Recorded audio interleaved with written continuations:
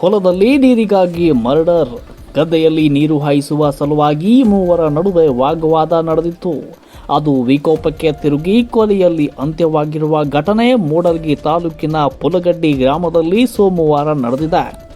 ರಾಮಪ್ಪ ಬಸವಂತಪ್ಪ ಕೌಜಲಗಿ ಮೃತ ವ್ಯಕ್ತಿ, ಸಿದ್ದಪ್ಪ ಮಲ್ಲಪ್ಪ ಕೌಜಲಗಿ ಕೊಲೆ ಮಾಡಿದ ಆರೋಪಿ. ಇವರಿಬ್ಬರೂ ಸಂಬಂಧಿಕರು ಎನ್ನಲಾಗಿದೆ. ಸೋಮವಾರದಂದು ಗದ್ದೆಯಲ್ಲಿ ಇಬ್ಬರು ನೀರು ಹಾಯಿಸ್ತಾ ಇದ್ರು. ನೀರಿಗಾಗಿ ರಾಮಪ್ಪ ಹಾಗೂ ಅವನ ತಂದೆ ಬಸವಂತಪ್ಪ ಹಾಗೂ ಸಿದ್ದಪ್ಪನ ನಡುವೆ ಜಗಳವಾಗಿತ್ತು.